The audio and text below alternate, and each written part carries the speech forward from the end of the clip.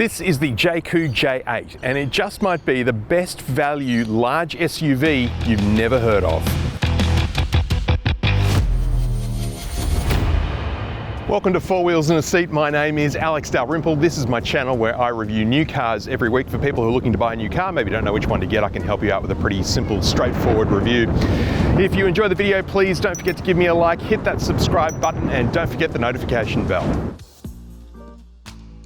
The J8 is the Jaecoo J7's big brother. You can check out my review of that car by clicking the link just up there. It's bigger and more imposing in just about every way, and it has every bit of gear and equipment you can think of at a very affordable price. So although many have said that this car is somewhat mimicking Range Rover design at the front, it's a completely different story. This is just big and imposing and looks like you can cook about 15 steaks on this grill, maybe even more. Big Jaecoo badge there. It rides up very high. These LEDs look good. The daytime running lights put on a bit of a light show for you when you approach the car. It's a cool feature I like. Side on, and you can see maybe a little bit more of that Range Rover comparison coming through, just with the dark glass, the dark C-pillar there, the tinted windows. All Jaecoo J8s come with 20-inch alloy wheels, but the top spec Ridge models get Michelin rubber. Full-length sunroof up on top. The LED light clusters wrap around the side here, similar design to the Audi Q8. They put on a bit of a show for you too when you approach the car. They've gotten rid of the terrible number plate holder that was on the J7 that I reviewed, but they haven't got rid of the fake exhausts down here at the bottom of the bumper. Just completely unnecessary in my opinion. Under the powered tailgate, a huge 738-litre cargo space. Knock down the rear seats and you can pretty much triple that. So you're carrying around an awful lot of gear in this car, plus a full-size spare tyre under the floor. Under the big bonnet is a surprisingly small-looking engine, and it's a pretty straightforward 2-litre 4-cylinder turbo petrol engine that outputs 183 kilowatts of power and 385 newton meters of torque. Fuel economy comes in at 8.6 litres per 100 kilometres on a combined cycle. Power going to all four wheels via a 8-speed automatic transmission. Here in the top spec Ridge, we get a number of drive modes, more than the entry-level model, and they're mostly off-road modes, and I will now let the car explain to you exactly what those are. Normal mode, Sport mode, Snow mode, Mud mode, Sand mode, Off-road mode, Eco mode. A few other customization options available include the steering force mode, how firm you want the steering to be. You can adjust the driver's seat for easy entry and exit, meaning that the seat will slide back and forth as you get in and out of the car. You can adjust the height of the tailgate, so if you're in an area with a low roof, a car park for example, it won't open too high and hit the roof. Automatic parking, where this car will back into a spot completely automatically. The seats also have a massage feature, and it is really good. Some cars have massage and it's just sort of, you know, gently pushing you in your back, but not really firmly. I like a firm massage. There's 3 different levels of massage, and the firmest one is properly firm.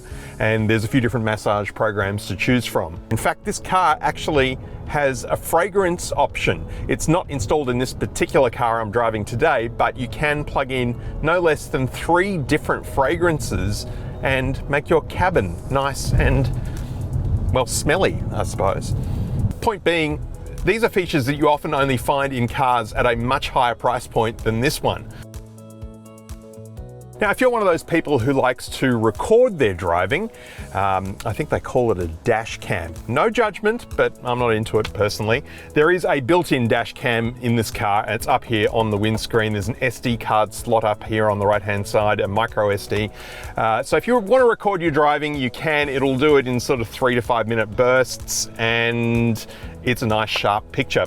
Also a sharp picture coming from the various cameras dotted around the outside of this car, giving you full top-down 360 view. There's also a 3D view you can rotate around, and the image from the reversing camera nice and clear too. Also buried down here in the menus is something called atmosphere light. That's basically your ambient lighting control. Like a lot of cars, you can change the color of the interior lighting and also link it to your driving mode. Even the rhythm of the music you're playing, it can pulsate in time with the beat. So away from all of the interior features, what's it like to drive?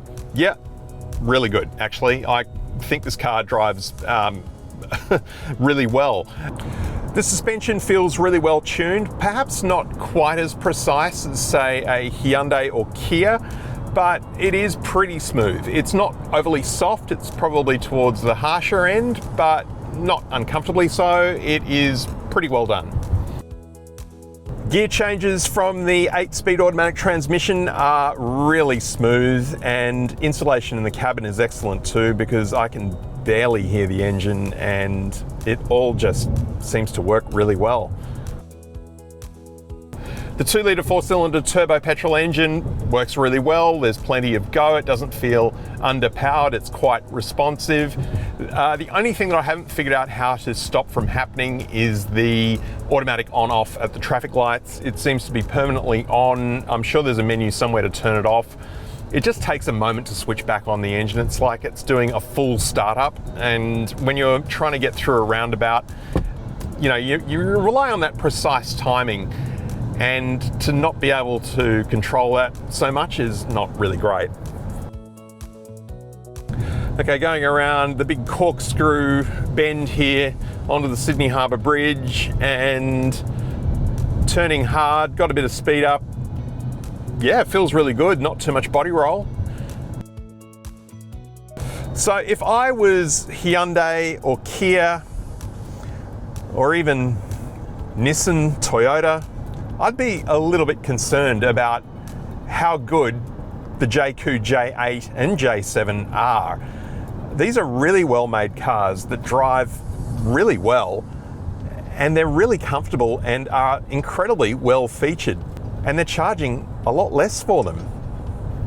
It's kind of hard to see how cars like this aren't going to become extremely popular on our roads.